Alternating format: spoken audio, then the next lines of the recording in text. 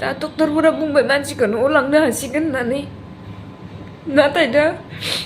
फैसाया 5 लाख जानानै दङ बिनि बेमारा उदै सानाय जादोंमोन फार्स्टआव उदै सानाय जानायाव जेबो हमना मोनिलाय हेल' लोगोफोर नोंथांमोन बयखौबो बे गोदान भिडिअ'हाय आंनि गोसो गोरबोजों बरायबाय लोगोफोर नोंथांमोना थाम्बनेल आरो टाइटेलाव बेजों लोगोसे ससे इन्ट्र' भिडिअ'हाय नायनानै मिथिखाबाय जानांगौ आं मानि सायाव भिडिअ लानानै फैदों लोगोफोर नोंथांमोना भिडिअ'खौ जोबजासिम नायलाम अब्ला नोंथांमोना निस्सय बुजिगोन आरो मिथिनो मोनगोन जे बेमारिनि दिनै माने हालोदा माबायदि जानानै दं आरो बेमारिखौहाय लांनो होननानै बिथांमोना जगार खालामदोंमोन नाथाय बिथांमोननियावहाय राङा एसे माने थोयैनि थाखाय बिथांमोना दिनै बे बेमारिखौहाय लांनो हायाखै बा लांनो मोनाखै दासिमबो बिथांमोना हस्पिटालावनो दङ जि हस्पिटालाव एडमिट जादोंमोन बे हस्पिटालावनो बिथांमोना दासिमबो माने दङ ओमफ्रायहाय दिनैनि दिनावहाय बे जिथुनाखि नानि एबा हिन्जावसा नङा होमबा जिथुनाखि बेमारिनि हिन्जाव बियो हस्पिटालावनो माने मास मोनसे हारसिं बे थागासिनो बा बे बेमारिखौहाय नायगासिनो बेमारिजों माने न'खरनि हौवासानि बा हौवानि न'खरनि मानसिफ्रा रावबो फैयाखै आरो हिन्जावसानि न'खरनिफ्रायथ' बिथांमोननिफ्रायबो रावबो फैनो हायाखै दा बेमारिजों थाफानो सोलाय सोल' खालामलायनो दिनै मेगनाव मोदै खुगायाव खुदै बा गोरबोआव दुखु लानानै बे नानिया हारसिंनो मास मोनसे गावनि फिसायखौ हस्पिटालाव ओंखाम दौनाय दै दौनाय गासिखौबो जि जोम सोलायनाय सुनाय हारसिंनो मास मोनसे खाथिबाय आरोखि लोगोफोर ओमफ्राय दिनैनि दिनाव आं बेखौनो बुंनो सानो जिथुनाखि बे हौवानि न'खरनि मानसिफोर दा बिथांमोना बा गामिनि मानसिफोरा दिनैनि दिनाव बै बेमारिखौ मानो नायनो गोसो जायाखै दिनैनि दिनाव बेमारिखौहाय बिथांमोना सोलाय सोल' खालामनो बा मानसि थाफैनांगौमोन सासे दिनैनि दिनाव गावनिनो आंगो न'खरनि मानसि दङ नङा होमबा दिनै बिथांमोना जे गावनि आंगो मानसिखौहाय बोरैथो माने अबावबा थैनो होनायफोरबायदि बा थैथोंसै होननानै बुंनायफोरबायदि साननायफोरबायदि हगारनानै माने दोनस्राबाय आरोखि दिनैनि दिनाव हिन्जावा एकदम गावनि फिसायनि बेमारनि थाखाय ओरैबायदि हालाय हाफाय रावबो मदद होग्रा गैया रावबो सहाय होग्रा गैया दिनैनि दिनाव जोङो ससियेल मिडियायाव नुसनबायनानै बिथांमोनखौ खबर लानानैसो दिनै बिथांमोनखौहाय जा हायो जोङो रायजोनो देखायनानै रायजोनाव जोंबो लाजिया फांजिया नोंथांमोननाव आरो बिथाङाबो लाजिया फांजिया रायजो राजानाव रांखावरि गैयिनि थाखाय आथिङाव हमदों नङा होमबा आथिङाव हमनानै खुलुमनानै बिबाय बायदों सोरबा बायदिया हरदों 100 200 सोरबा बायदिया 10 20 आं जाय बिथांमोना आंनि फेसबुकाव नायनानै जाय बिथांमोना हरदों बिथांमोनखौ आंनि गोसो गोरबोनिफ्राय रोजा रोजा साबायखर आरो नोंथांमोना बे भिडिअखौ हाजासे शेयार खालामना हो जाहाथे बिथाङा गावनि फिसायखौ मोजाङै मोजां न'आव लांनो हानाय बायदि दिनै जों मिथिनो मोन्दों अपारेशना साक्सेस जाबाय आरो बियो माने मोजां जाबाय दा एसे मोजाङाव फैबाय दा बेखौहाय लांनो थाखाय बिथांमोननाव दासिमबो राङा जमा गैया बा 5 लाखआव दायो जेने तेने डाक्टरफोरनाव रिकुवेस्ट खालामनानै 5 लाख अभार माने 5 लाख बिदिनो 50,000 बेफोरबायदियाव 50,000खौ डिसकाउन्ट होनानै दायो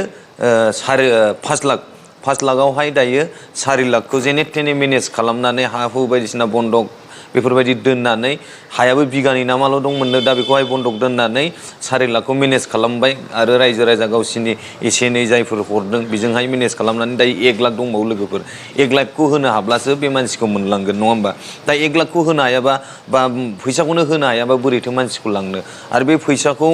होनो हायाबा डाक्टारफ्राबो बारा गोबाव दोनोब्ला नोंथांमोना मिथिखायो जे मेडिकेलाव बा थाखा फैसा होनो हायाबा माबा मोनसे खालामनानै मानसिखौ डाक्टारफ्रा बेफोरबायदिनो बिजि बायदिसिना थुलाबायनानै फुथारबो होननाय जोङो खोनानो मोन्दों बाथ्राया नंगौना नङा जों मिथिनो मोना आरो बेजों लोगोसे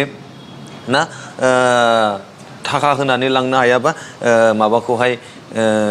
केसबो होनो हागौ डक्टरफोरा नङा होमबा बेफोरबायदि दा बेखायनो नोंथांमोना जायफोर हायो अन्नानै भिडिअखौ शेयार खालाम आरो जायफोर हायो अन्नानै एसे एनैब्लाबो डनेसन खालामदो बिथांमोननि थाखाय नोंथांमोननि अननायाव बिथांमोना लांनो हानाय बायदि लोगोफोर बिथांमोननि भिडिअखौनो जोबजासिम नाय अब्ला नोंथांमोना बुजिगोन थेंक इउ सो माच फर वाचिं माय भिडिअ लाभ इउ अल बाय बाय दिनै पेसेन्टखौ लांनो थाखाय एसेबाबो रेडि खालामदोंमोन नङा होमबा जा हायो जेन'बा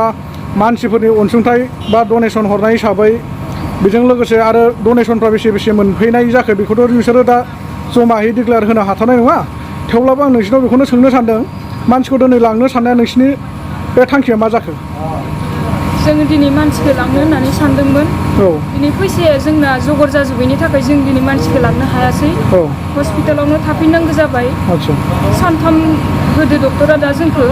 फैसानि थाखाय जोंखौ फैसाखौ सानथामनि उनाव बुथुमनानै होथारनो होदो दा बेनिखायनो जों थाफैनो गोनां जाबाय दा ओमफ्राय डनेसन हरनायजों लोगोसे नोंसिनि भाइ बाहागिफोर जाथि बंस फैदोंमोन नामा खबर लानोलाय फैदोंमोन जाथि बंसफोर दा बिथांमोना न'खरनिफ्राय एसे एनै अनसुंथाइफोर होदोंमोन नामा बिसोरो होदोंमोन अनसुंथाइखौ एसे एनै दा जा हायो बिसोरबो न'खरनिफ्राय हरबाय ओमफ्राय दा जोङो उपायानो गैला दा जेनेबा बेनिफ्राय दा लास्ट टाइमालासै बख'ना लांनो जोंहा जेबो उपाय गैला न'खरनिफ्राय जा हायो एसे हरबाय जोंना न'खराबो एसे अबस्था गैखाया हाजबेन्ड लानि न'खराबो अबस्था बारा एसे थिग नंखाया आरो जोंहा आइमोननि अबस्थायाबो थिग गैखाया हादानावसो थायो जोंहा बेनिखायनो दा जोङो ओरैनो न'खरनि अबस्थाफ्रा माबायदि हा हुआ जा एसे दङ बिनि नामावनो बन्दक दोनबाय बिनि नामाव बन्दक दोनजोबबाय ना बिनि नामाव बिगानै हा दंमोन बेखौ बन्दक दोननानै जोङो बेखिनि दिनखौ नायबाय दा जेबो गैला फानथारनाय रखमानो जाबाय दा ओमफ्राय भिउवार्सफोर आंनि बे इउटुब चेनेलनि गेजेरजों नायगिरिफोर बिथांमोननि सायाव माबाफोर खावलायहरबावनो सानो नामा जे नोंथांमोननि थाखाय जे डनेसननि एसेबाबो गोनांथि जानानै दंबावो बिनि थाखाय माबाफोर खावलायहरनो सानो नामा आं दिनै नोंथांमोननिसिम बेखौनो बुंनो सानो आंनि हाजबेन्डखौ बे हस्पिटालनिफ्राय दिहुननो थाखाय नोंथांमोननिफ्राय आंनो एसे मदद नांगौ आदै मादै आंनि फंबाय बिनानाव गासैनिफ्रायबो आंनो एसे अनसुंथाइ हरोबा मोजां जागौमोन आं हाजबेन्डखौ बेनिफ्राय बख'नो हागौमोन नोंथांमोना आंखौ अननानै एसे सहाय खालामहरदो ओरैनो दा बेसेबांसो नांबावगौ बायदि जानानै दङ दा बेवहाय 1 लाख नांबावगौ जानानै दं 1 लाख नांबावगौ जाना दं ना बाखि जेन'बा 5 लाखनि जायगायाव 4 लाखा मेनेज जानाय बायदि जाना दं आरो 4 लाखा मेनेज जाबाय दा 1 लाखनि गोनांथि जाना दंबावो दा बेजों लोगोसे जेन'बा बे 1 लाख थाखाखौ होनो हायोब्लानो नोंसोरो मानसिखौ मोनलांसिन आरो ना डक्टरा बुंदों सानथामनि भितराव जोंनो बेखिनि थाखाखौ बहननानै होनांगोन होननानै ओरैनो ओमफ्राय बेमारा मा जायामोन बिनि सायाव एसे फोरमायनानै होबावनो हागोन नामा बेमारा उदै सानाय जादोंमोन फार्स्टआव उदै सानाय जानायाव जेबो हमना मोनिलाय मुलि जाबाय थादोंमोन बिदिनो जेब्ला जुलाइनि 14 तारिख दिना फुङाव मानसिया एसे गोसा जानायाव मुलि जादोंमोन आरो बियो उदै सानायनि बेखौ जाखांनायनि उननिफ्रायनो बारा जानानै जै बारा जादों मानसिया थानो हाखायाखै बेनिफ्राय जोङो खाथिनि सरकारि हस्पिटालाव लाबोदोंमोन लाबोनायाव डक्टरा जोंखौ नायबाय सानथाम एडमिट खालामना दोनबाय दोननायनि उनाव जोंबो जेबो मिथियासै डक्टराबो जोंनो फोरमायनानै होआसै मा बेमार जादों बेनिफ्राय मानसिया सानथामनि उनावसो जोङो बारा जानायाव डक्टरखौ बुंबाय मानो मानसिया दाबो एसेबो हामाखै मा खालामनाया गाहाम जागोन ना डक्टरनियाव जेब्ला सोङो डक्टरा जोंखौ बुंबाय जोङो बेखौ हानाय नंला होननानै जोंखौ मेडिकेलाव आखाइ थिखांबाय बेलेग गुवाहाटीनि GMC आव लिरनानै होदोंमोन आरो ओमफ्राय जोङो आरो बेमारखौनो जेबो हमना मोनाखैबा जोङो प्राइभेटाव खनसे आल्ट्रासाउन्ड खालामना नायनोसै होननानै जोङो खालामना नायदोंमोन खालामना नायनायाव डक्टरा जोंखौ बुंबाय मानसिया जिनानै सिङाव इनफेकसन जाजोब्बाय मानसियानो सिरियास जाबाय होननानै मानसिया सिरियास जाखाबायमोन थागोन थाला आसा गैलामोन आरो थागोन थाला जेबो आसा गैलामोन बेनि उनाव जोङो एम्बुलेन्स ड्राइभार हमनानै लाबोबाय थानाय समाव आरो मानसियाथ' बारानि सायाव बारा जाबाय हाङा टिपुं जेबो माने राव गैला माबा गैला लरसर गैला बिनि उनाव आरो एम्बुलेन्स ड्राइभाराबो बिनि सिरियासखौ नुनानै बुंबाय जोंखौ सिकनेस बायातायाव मोनसे सिकनेस हस्पिटाल दङ बेयाव मोजां मानसिखौ बासायनोबा नोंसोर बेयावनो सोदो होननानै बेयाव जोंखौ सोनानै दोनफैबाय दा बेयाव सोना दोनफैनायनि उनाव नायनायनि उनाव जों मिथिबाय डक्टरा जोंखौ बुंबाय दिनैनो अपारेसन खालामाबा मानसिखौ जों जेबो बुंनो हाया अपारेसन खालामबाबो जों बासायगोन बासाया जेबो बुंनो हाया थेवबो जों अपारेसन खालामनोसै होननानै आंनिफ्राय साइन लानानै डक्टरफोरा अपारेसनखौ खालामदोंमोन ओमफ्राय दा अपारेसनखौ खालामखांनायनि उनाव बेमारा मोनसेनिफ्राय मोनसे बारायनानैनो दिनै फैसाया जोंना गोबां जालांदो बिबुआ जिनानै सानथाम थानायनि थाखायनो मोननै किडनिकाबो इनफेकसन जानानै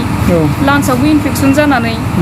डायलिसिस खालामबाय थानांदो आरो डायलिसिस खालामखांनायनि उनाव पेसाबा क्लियार जाबाय जाखांनायनि उनाव आरो मानसिया हां लानो हायि प्रब्लेम जालायबाय बेयाव डक्टरा नायना बुंलायबाय लान्सआवबो इनफेकसन जादों होननानै बिनि थाखायनो भेन्टिलेटरावनो 9 दिन लाखिनाय जादों ICU बिनि थाखायनो बिला जा माने बारायलांबाय थादो मानसिखौ जोङो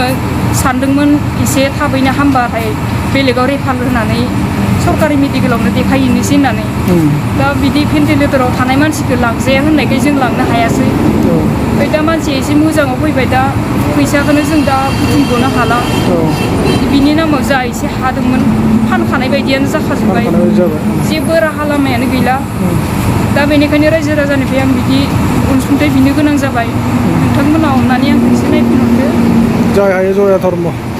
आंनि फिसाइखौ आं बे हस्पिटालनिफ्राय न'सिम लांनो हानाय बायदि आंखौ बयबो अनसायहरदो